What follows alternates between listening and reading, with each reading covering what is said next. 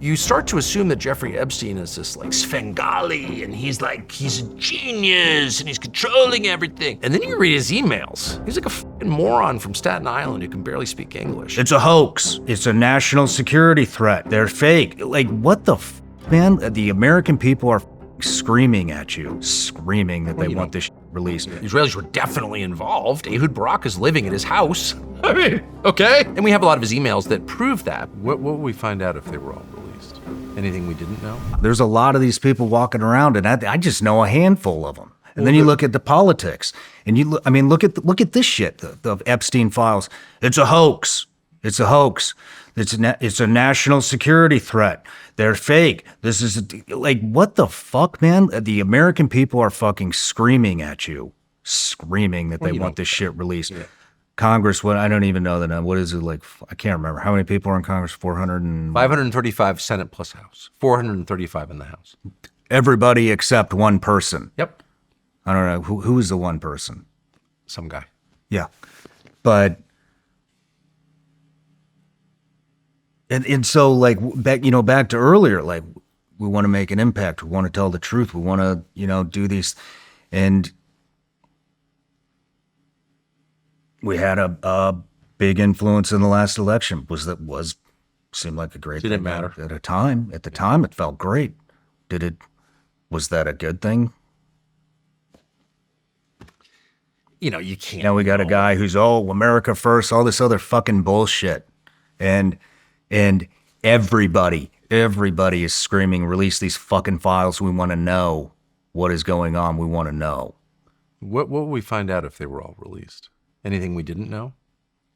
Honestly, I have no idea. Is it the end of the fucking country? Like, is it really that bad? C.S. Lewis has this. Well, I have tons of opinions on the subject. I don't have, concrete proof. But of course, I think I know. But C.S. Lewis has this. I think it was C.S. Lewis has this essay in which he says, people debate, was Jesus really God or whatever. If Jesus came back to earth tomorrow and held a press conference, like a week later, people would be talking about something else. It's like, we actually know what's true. We know what's true. And the way that dogs know what's true, you can't reason with a dog. The dog can smell it. And he sticks with his opinion because he has no other input. If you hate a dog, you can't talk your way out of it. The dog knows you hate the dog because dogs have unerring instincts, and so do we. And so, of course, we know exactly what the Epstein story is about. It's about the deep corruption of global leadership, of course. And you can say it's about Israel, it's about the CIA. Well, is there a distinction, really? Not just between Israel and, Mossad and CIA, but about the British government or really kind of any government or any, Bill Gates or Leon Black. It's all kind of varieties of the same thing. It's corrupt leadership that is acting on its own behalf against the interests of the people they lead. It's the oldest story there is. It's the Pharisees. And if we're honest, we already know that. So, I'm completely for disclosure of everything, but I don't lie to myself and say that disclosure would change human nature, because it won't. And people have an opportunity to exploit others, generally will. And the rest of us need to fight daily against that, not because we're going to win in the short term, but because it is our duty and to serve what's good and true, period, even if we're killed doing it. So I don't know. I won't stop pushing for disclosure. I really believe that. Trust is built on honesty. It's not built on lies, ever. You say, does it change? I can't remember your exact verbiage, but we were talking about, when this gets exposed, does it change anything? No, this is the nature of man. This is what happens. But we already know the answer. Men need to be reset. And men have not been fucking reset, not in this country, for a long time. That's coming whether we want it or not. We don't want it, but it's coming. And all this shit about women don't need men. You've obviously seen chaos in a society, right? Mm-hmm. Like actual chaos, where people just shoot into buildings and no one arrests them. Mm-hmm. You spent your life around that stuff. Those societies don't ask questions like, what are men for? You know what I mean? Right. And we're, of course, moving closer to that. And all of our silliest manifestations, the trans craziness or feminism or other just revolts against nature, are only possible because we live in this nerf world of affluence. But as that starts to change, and it is changing, then the upside of that, we're going to get poorer and the society will become more dangerous, but we'll also be a little more rooted in reality. In the same way that rich people are insufferable, not all, but a lot of rich people are insufferable because they're detached from reality, from nature, from God, from like the things that are real, and they convince themselves because they can fly from point to point without going through TSA that they have infinite power, and they don't, and that's why they're so hard to have dinner with. But a normal society doesn't have these problems. It has all kinds of other problems, but doesn't have the American problems of like, I'm a 40-year-old unmarried Citibank executive. I'll just get a surrogate. It's like, okay. Or the suicide rate. There's not a lot of suicide in, impoverished countries because like the mission is really clear. Eat. There's not a lot of crisis of meaning in Burundi. You know what I mean? It's a fight for the day. Yeah, it's a fight for the day. Well, it's a trade-off. I mean, I would much rather live in a DoorDash society because I like comfort and ease and everything, but it is a trade-off, and you trade comfort for meaning. That's just kind of what we've done, and we shouldn't be surprised by it. What do you think happens, honestly? If this, do you think this is actually is this gonna come out? Yep. Or has it all been shredded? I mean, Mark I Epstein don't. said this is, of course. I mean, we don't have the JFK files. Mm-hmm. And so then you ask, like, why don't we? Who is being protected here? There are no living stakeholders in that story. There's no living participant in that murder conspiracy. It was a conspiracy. We know that. So who were the participants in that conspiracy? Well, no one's still alive. So who could we possibly be protecting by not releasing all those files? And that's a pretty short list of suspects. So I think we kind of know what that is, at least in part. I don't know the details. I know some, but I think it's pretty obvious. Same with Epstein. It's pretty clear who some of the players were. They were governments, the U.S. government involved, British government involved, Israeli government involved at various levels. The guy lived a fairly long life. He died in his mid-60s.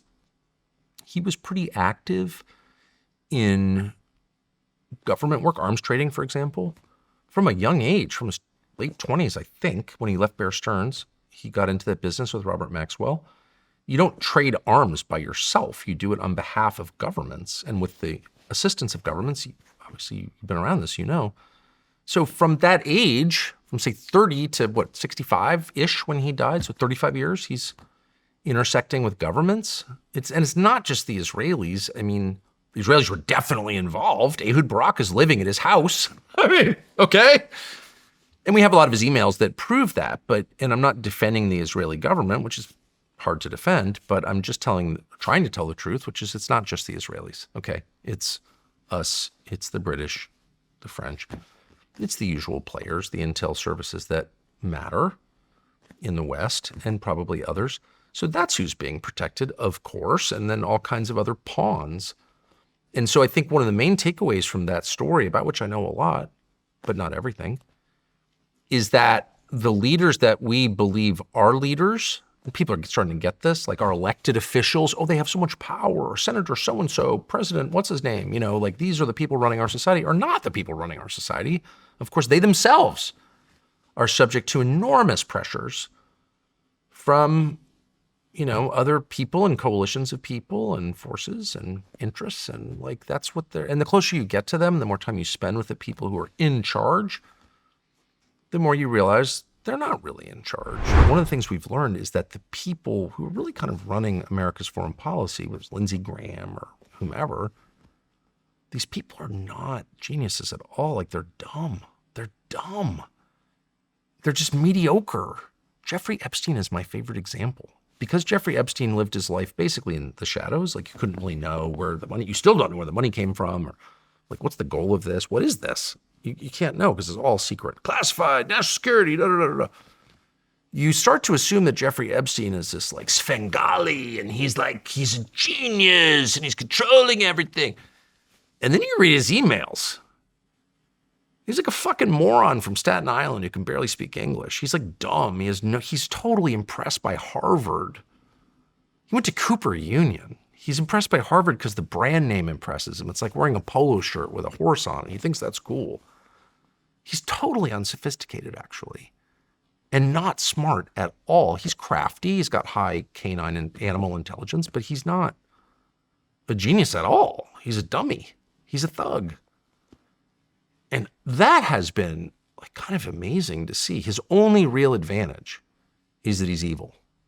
He'll do anything. He's got just no limits at all. Like, you need to kill someone? We'll do that. If we have to, we'll do that. And that person, the unscrupulous person, does have an advantage because there are no boundaries, right? So if your goal is to get rich or powerful, you can get there faster if you'll do anything to get there. Doesn't end well, ever. Didn't end well with him. But that's really what I learned, is that the people who are mad at me call me names because that's literally all they can do. Shut up! You can't speak at that event. We don't want you on stage. We're deplatforming you. Okay, I don't care really, but like, Who's saying that to you? Oh, yeah, what drama. I don't even want to go through. I don't want to make it about me, because I'm certainly not oppressed, and you haven't impressed my spirit. You could fucking shoot me. I'm not going to impress my spirit. No matter where you're watching Shawn Ryan Show from, if you get anything out of this, please like, comment, subscribe, and most importantly, share this everywhere you possibly can. And if you're feeling extra generous, please leave us a review on Apple and Spotify podcasts.